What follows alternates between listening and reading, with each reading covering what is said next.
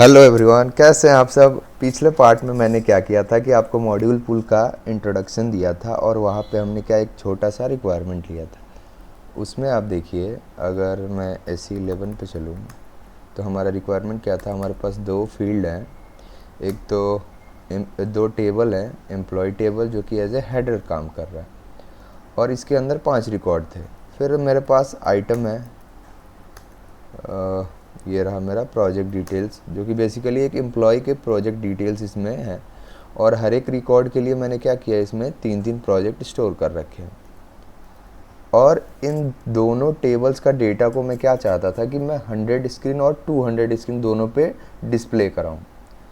तो पिछले पार्ट में हमने ये डिज़ाइन किया, ये मेरा प्रोग्राम है। हमने क्या डिज़ाइन किया था, अगर मैं इसे एग्जीक्यूट करूँ, एक्टिवेट एग्जीक्यूट इन न्यू विंडो करते हैं, तो हमने ये देखा था कि हम एक स्क्रीन से दूसरे स्क्रीन पे नेविगेट कर पा रहे हैं इसकी मदद से, इस बटन पे क्लिक करके। अब इस पार्ट में हम क्या करेंगे, अब इन स्क्रीन्स पे हम डेटा लेके आएंगे। कहाँ से, अपने उन टेबल से। तो इसको कैंसिल कर देते हैं। ये मेरी 200 की स्क्रीन है, पहले यहाँ आइए। अब देखिए, ये मेरा हेडर का स्क्रीन है एम्प्लॉय टेबल का, तो इसके लिए एक टाइटल दे देते हैं, सिंपल EMP के नेम से डबल क्लिक कीजिए इस पर और इसका नाम अब दे दीजिए। यहाँ पे एक टाइटल दे देते हैं, एम्प्लॉय डिटेल्स। ओके, इस पे चलिए,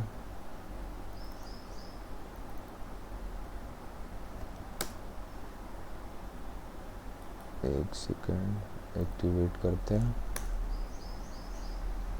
अब ज़रा इसे एग्जीक्यूट करके देखते हैं, execute in a new window. यहाँ देखिए परफेक्ट है, हेडिंग आ रही है हमारी एम्प्लॉय डिटेल्स। और फिर हम वैसे ही अपने 200 वाले को जाकर प्रोजेक्ट डिटेल्स दे देते हैं, PRJ। इससे मेरी एक टाइटल दिखेगी स्क्रीन की कि हम किस स्क्रीन पे हैं, ये क्लियर हो पाएगा। प्रोजेक्ट डिटेल्स, प्रोजेक्ट डिटेल्स, इसे ओके करते हैं और इसे भी एक्टिवेट कर देते हैं। फिर ज़रा आप चलते हैं, इसको एग्जीक्यूट करते हैं न्यू विंडो पे। अब यहाँ देखिए, ये मेरा एम्प्लॉय का 100 स्क्रीन है और प्रोजेक्ट डिटेल्स का 200 स्क्रीन है। इस पे बैक बटन मैंने एलिजिबल नहीं कर रखा है, तो इस बैक बटन को भी 200 वाले पे एलिजिबल कर देते हैं। हम लोग क्या करेंगे, इस PF स्टेटस के अंदर जाएंगे, यहाँ फंक्शन की के अंदर बैक बटन दे देंगे। तो बैक पे डबल क्लिक कीजिए और इसे एंटर प्रेस कीजिए और इसे एक्टिवेट कर दीजिए। परफेक्ट। और बैक के लिए हम लोग यहाँ क्या करेंगे, एक लॉजिक लिख देंगे कि इफ़ साई यूकॉम, यानी कि यूज़र जब प्रेस करेगा उसे, यूकॉम इक्वल्स टू बैक, तो हम क्या कर देंगे, लीव टू स्क्रीन 0, यानी कि बैक के स्क्रीन पे हम उसे ले जाएंगे। And F। परफेक्ट।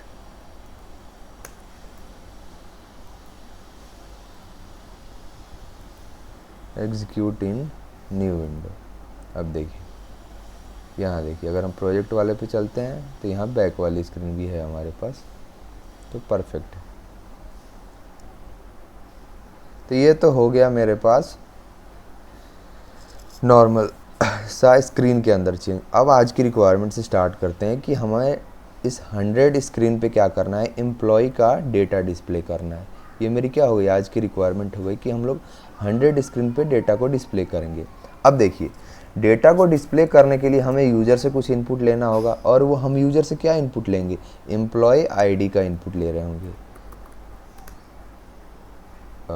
ये मेरा एम्प्लॉय टेबल है। हम लोग इससे यूज़र से क्या करेंगे, एम्प्लॉय ID का इनपुट लेंगे और उसके बेसिस पे हम लोग क्या करेंगे, ये बाकी सारे फील्ड्स का डेटा उसे डिस्प्ले करके देंगे।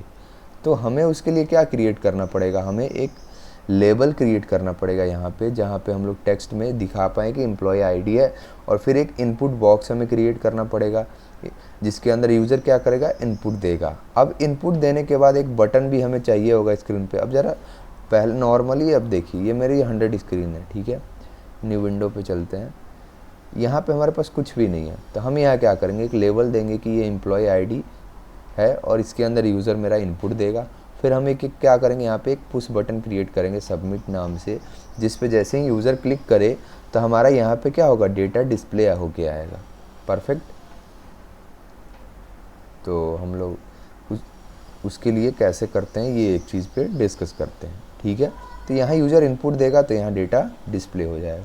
तो डिज़ाइनिंग का काम हम लोग शुरू करते हैं। तो इसके लिए आप क्या करेंगे, स्क्रीन्स पे जाएंगे अपने 100 स्क्रीन पे, और यहाँ पे एक लेआउट होता है, तो आप इस लेआउट पे क्लिक करेंगे तो आपके पास क्या होगा, लेआउट ओपन हो जाएगा। अब देखिए सबसे पहले आपको क्या एक टेक्स्ट फील्ड यानी एक लेबल देना है, तो आप क्या करेंगे, एक लेबल ले लेंगे, यहाँ से टेक्स्ट फील्ड ले लिया एक,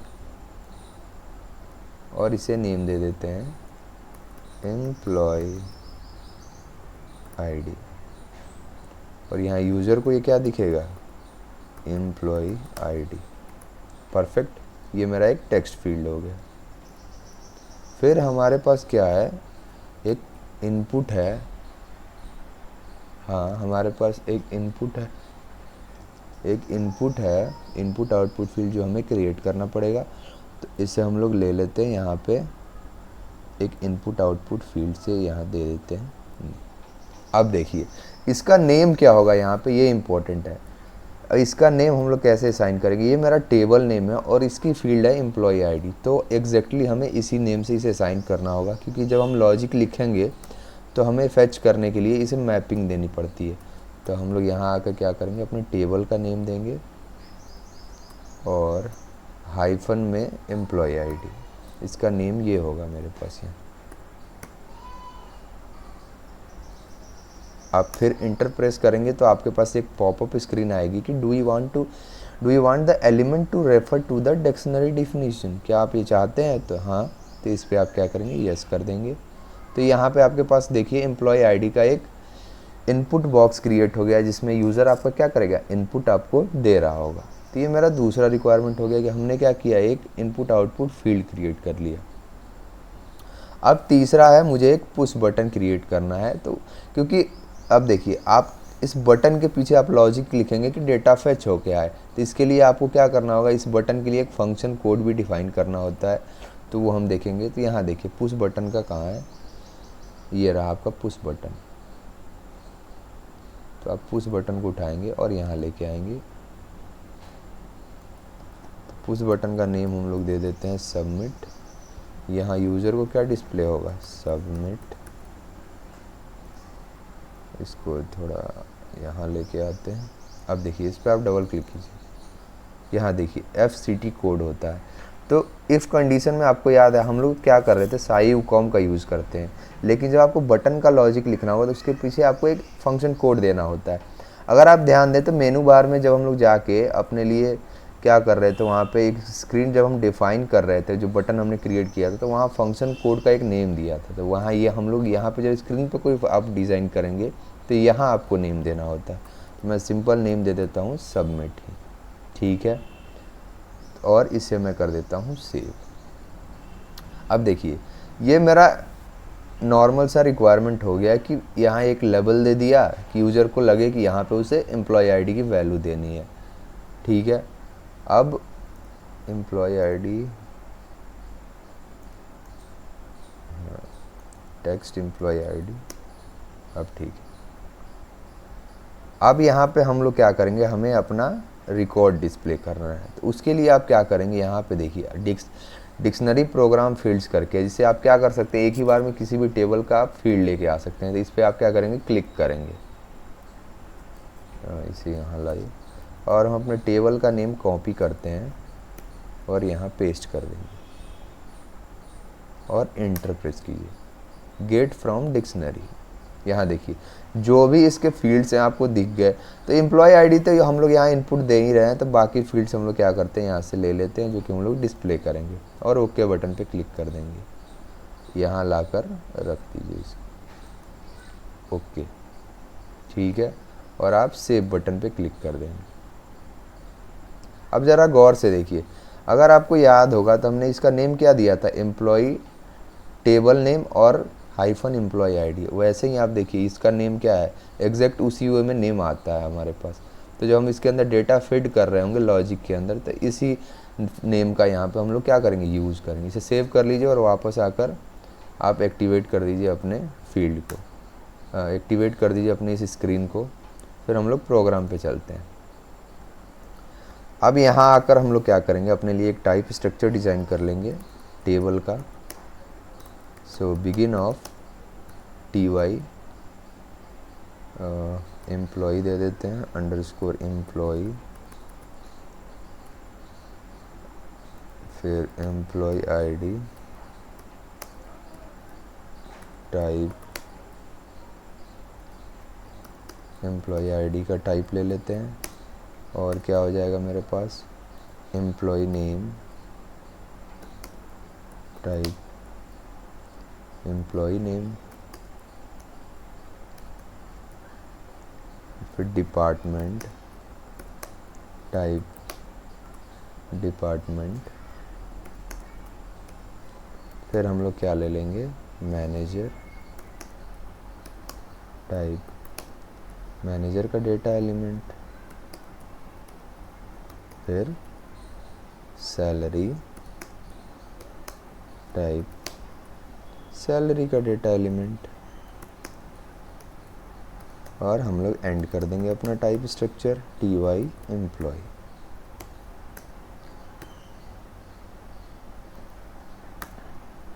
इसके लिए आप क्या करेंगे, इंटरनल टेबल और वर्क एरिया आप डिज़ाइन यहाँ कर सकते हैं। तो L T employee type table of T Y employee और उसका work area L S employee type T Y employee. ठीक है,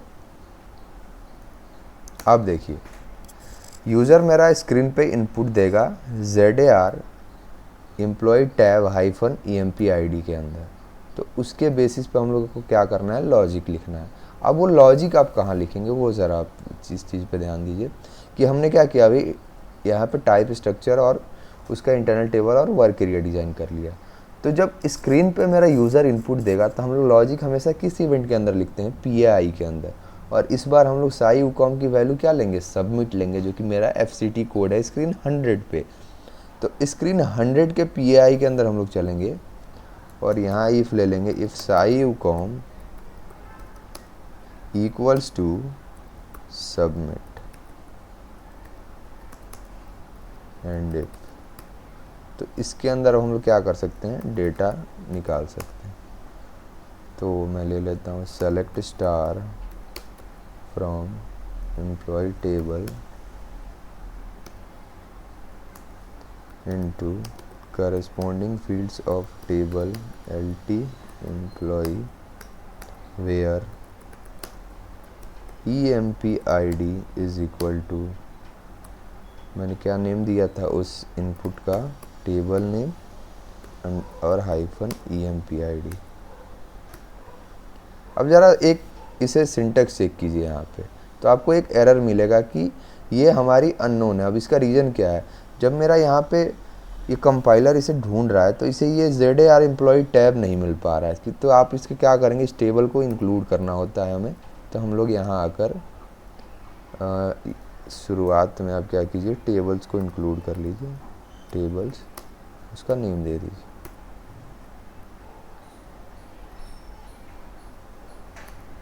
परफेक्ट, इसे आप क्या करेंगे, एक्टिवेट कर देंगे। अब एरर आपका चला गया। तो इससे मेरा LT एम्प्लॉय के अंदर डेटा आ जाएगा। तो अब हम क्या करेंगे, यहाँ से रीड कर लेंगे अपने उस रिकॉर्ड को। So read table. अब रीड करने का रीज़न क्या है, हमें वर्क एरिया में डेटा अपना लेके आना है। तो और हमें पता है कि हमें एक ही डेटा, क्योंकि ये हेडर टेबल है तो हेडर के अंदर एक ही डेटा होगा। या तो आप यहाँ पे डायरेक्ट एक सिंगल रिकॉर्ड के अंदर ही लेते आते, या फिर आप यहाँ पे रीड कर सकते हैं। तो मैं रीड कर लेता हूँ LT employee into LS employee. अब इसके बाद या तो आप इंडेक्स 1 यूज़ कर लीजिए क्योंकि एक ही इंडेक्स आएगा, या फिर विथ की यूज़ कर लीजिए, with key EMP ID is equal to this one, क्योंकि यही तो मेरा यूज़र का इनपुट है। और हम लोग यहाँ क्या करेंगे, if size of RC equals to 0 तो एंड इफ। अब देखिए, अगर आपको याद है तो फिर से मैं चल के दिखा देता हूँ। यस, लेआउट पे चलते हैं। यहाँ देखिए, इनका नेम भी एग्जैक्टली सेम ही है, employee name, department, manager, salary. इसे फिर से एक्टिवेट कर दीजिए, तो हम लोग को वही चीज़ें यहाँ फिर से फीड करनी रहेंगी। तो इसे उठाते हैं,